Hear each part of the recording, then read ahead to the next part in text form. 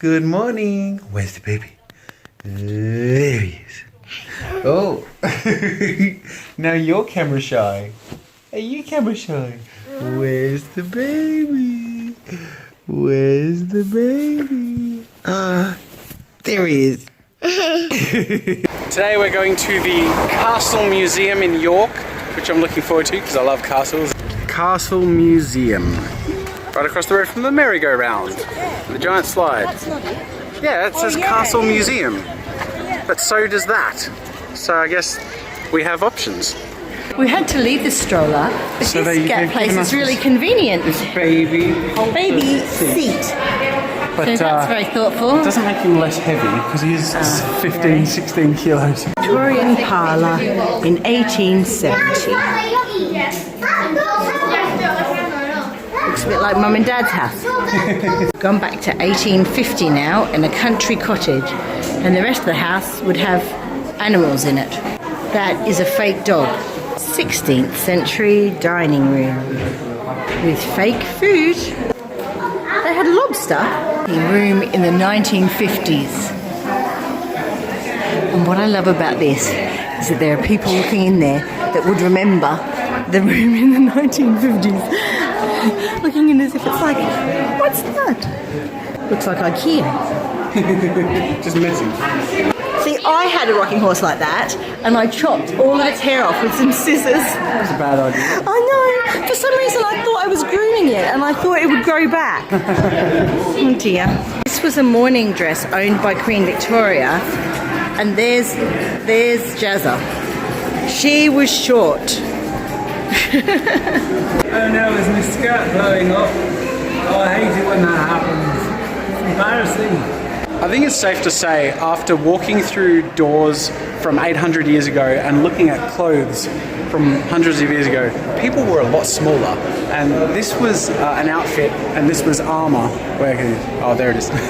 For like generals, like for adults. And they look like they're for like 16, 15-year-olds or younger. So yeah, safe to say that wouldn't fit me, but I don't know, I guess it's because we have excess of food and hormones and all that. So there was this fashion of having incredibly wide dresses, and they couldn't even fit through columns of the places they went to dance in. 1775. In 1775. That's so weird. Like, why are we so weird?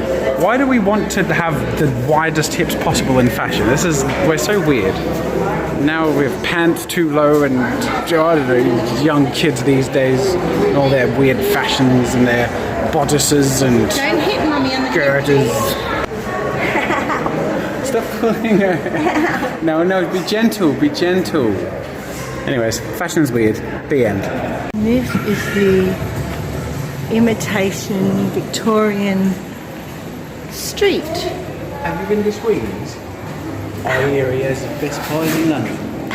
Your accent's still terrible.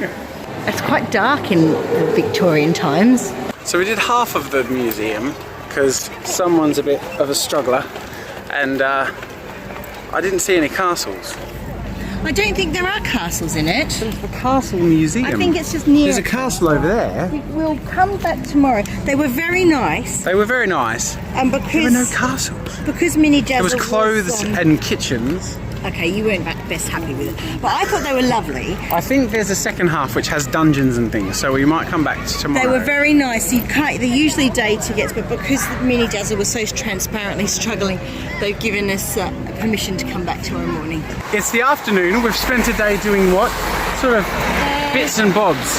Yeah. Mrs. Jazza had to sleep. Minnie Jazza had to sleep. Hey, I worked. You worked. We both worked.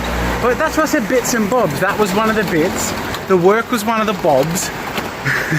I went for a run around the old York City. That was fun. So now we're on our way to a ghost tour. I'm somewhat skeptical, not only just because I'm naturally skeptical, but because we went on a castle tour and there were no castles.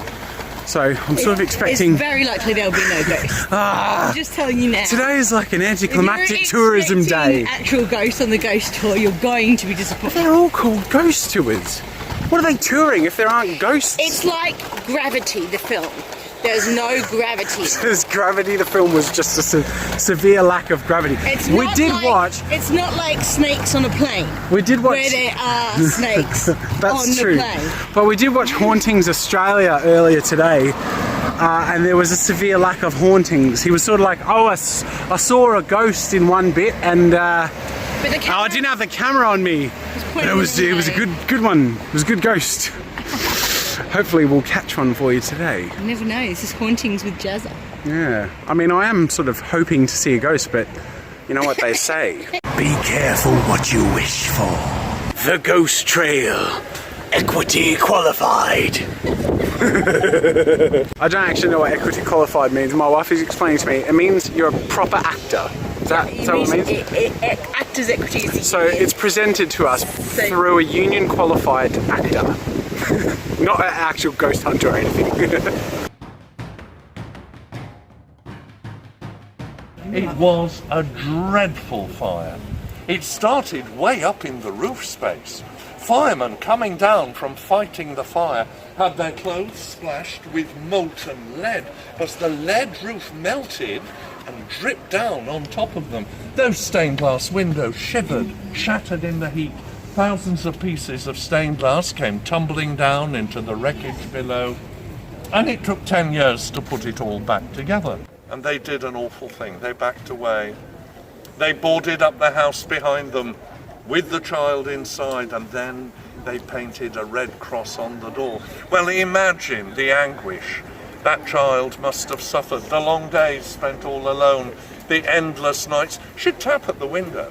She'd cry out for help. People in the street there would see her, because it was a narrow street then. It was built up on this side just as it is on that. They had houses down there. There was a chapel here. Of course they'd see her. And of course they'd see the big red cross on the door. And of course they'd keep walking. So in the end she did die, but she didn't die of plague. She died simply of starvation. And having died such a lonely and isolated death, it's not surprising that that child still seeks comfort. People walking up College Street now, glancing up at that window, have seen her. I've talked to two women who have. One very forthright lady said, "Don't give me all that rubbish about it being a trick of the light." She said, "I know what I saw, and it was the face of a child, but a face lined with disappointment and loss."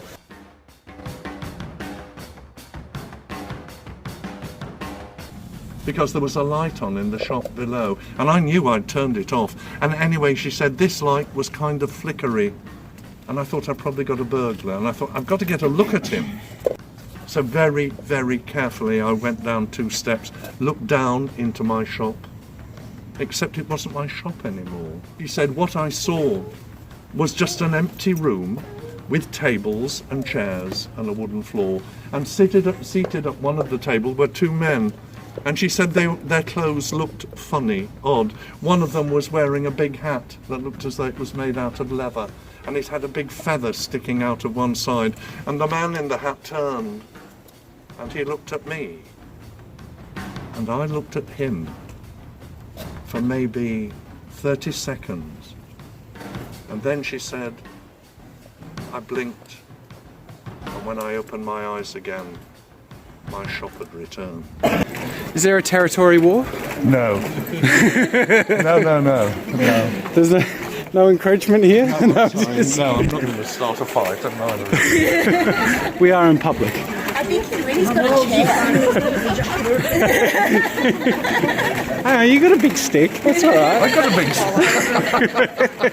And they say at night you can still hear the cries of the long dead, murdered ghost tourists. So there you have it. One corner of York, at least 7 or 8 different ghosts. Yeah. But then he got lost. Couldn't find the graveyard. Looked for hours. But then as dawn was breaking, there was a graveyard in front of him. Breathing a great sigh of relief, dug a hole. He buried the head. He said the prayers. Job done, you might think. Box ticked, and you would be wrong. It was a graveyard, certainly, but it wasn't the graveyard. He actually buried the head in the graveyard at the top there. So the head's over there, the body down there. Now, an Elizabethan gentleman has been seen in this street in the early hours of the morning. He's wearing riding boots, doublet and hose, an elaborate lace collar. All that lovely embroidery is clotted thick with blood. And above his elaborate collar there is nothing except the staring white stump of his severed spine, a grisly reminder of a grisly end. And ladies and gentlemen, I'm sure you'll be relieved to learn that we've reached our grisly end.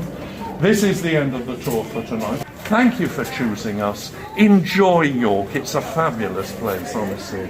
Thank you, and good night. Good night. So what did you think of the ghost tour? I thought he was terrific. Yeah, he was great. We passed a lot of other ones and I think ours was the good one. So whoever you saw on the sign, if you come to York, that's the one to check out. He was great. I have ghost stories. Yes, Mrs. Jazza does have ghost stories. Let's get a few synopses. I didn't. I feel like this is a good place to tell a story. One day, we used to live in Queensland. I was about 6 years old. Not very scary. No, I was older than 6. Anyway, it doesn't matter. And about 8, and I used to swim round and round in our round above ground pool.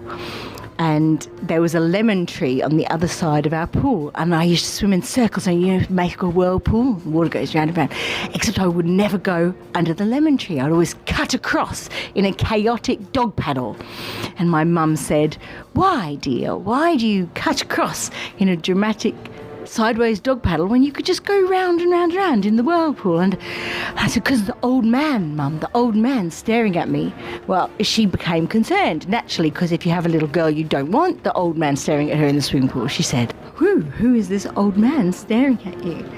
I said, "The old man with cat ears and cat whiskers, and he's all grey, and he's over there under the lemon tree peeking over the side of the pool looking at me. He's got claws for hands." And Mum thought I was just a weird kid, and she said okay, and she went off and did her thing and happened to mention this weird interaction with her strange child. That's right. And happened to mention her interaction with her strange child to the only friend she'd made, who was the person that we had bought the house from, because we'd moved from England. And the person that bought the house from said, "Oh, that's so weird, because that is where we buried our old grey tomcat, under that lemon tree." 1,000 years ago. No, sorry, I'm just trying. in the 1980s. That's it for today. Lots of ghost stories and lots of fun, and ending off here in the Shambles, the coolest part of York, in my opinion. That and the Minster, that's pretty cool too. Anyways, thanks for watching guys, and we'll see you tomorrow.